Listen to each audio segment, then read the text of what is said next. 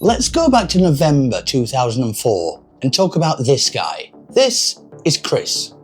And Chris has a problem. Money. This is Darren's Case Files. Now, before the incident occurred, there was a family that looked completely normal. Peter and Joan Porco lived in Del Mar, New York, in the US.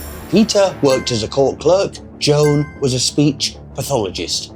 They had two sons. Their older son, Jonathan, was in the Navy.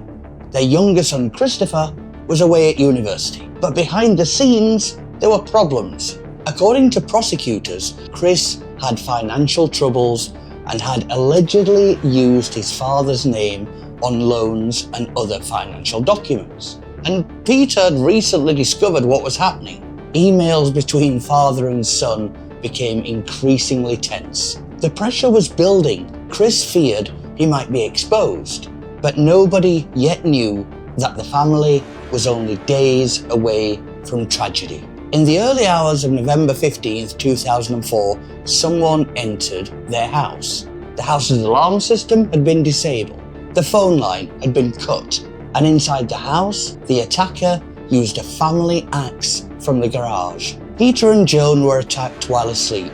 Joan suffered devastating injuries. Peter suffered catastrophic head injuries. And this is what makes the case so disturbing. Somehow, after the attack, Peter got out of bed, he walked through the house, he went downstairs, and he packed a lunch. He appears to have started parts of his normal morning routine. He even tried loading the dishwasher, all while mortally injured. Eventually, Peter collapsed and sadly died. Upstairs, Joan was still alive. Barely, she was critically injured, but she was alive. And what she would later say or not say would become one of the biggest controversies in this case. When police arrived, Joan was still alive. According to investigators, she was conscious enough to answer simple questions. Detective Bowdish later testified that Joan identified Christopher by nodding when asked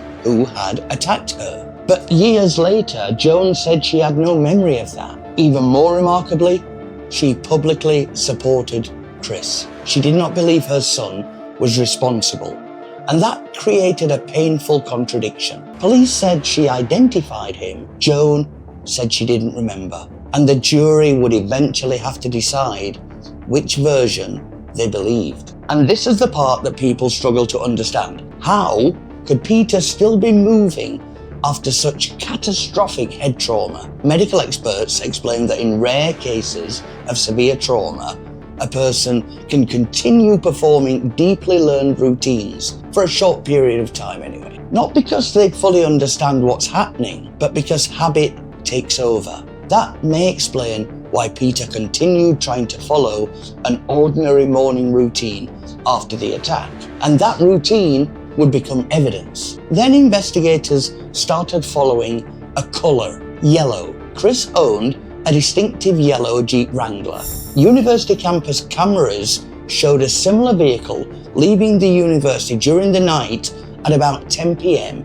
and returning the following morning at around 9:30 a.m. Toll booth workers also reported seeing a yellow Jeep along the route between Rochester and Del Mar.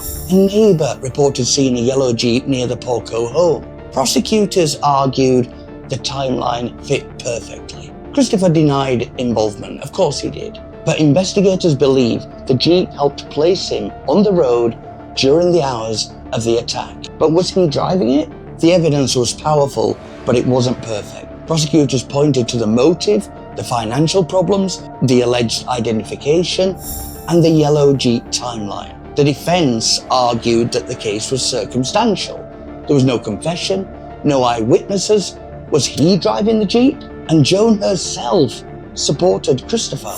Despite that, the jury sided with prosecutors. In 2006, Chris was convicted of murdering his father and attempting to murder his mother. He was sentenced to 50 years to life. To this day, he has continued to maintain his innocence, and Joan has continued to support him. What people remember about this case isn't the trial, it isn't the yellow Jeep, and it isn't even the conviction. It's Peter's final morning A man who suffered injuries that should have stopped him immediately, somehow getting out of bed, walking downstairs, packing a lunch, and even trying to load the dishwasher. He was following a routine he'd probably followed thousands of times before. And that's what makes this so haunting, because sometimes the most disturbing crime scene isn't the most violent, it's the one that still looks ordinary. If you enjoy true crime, follow for more. Until next time.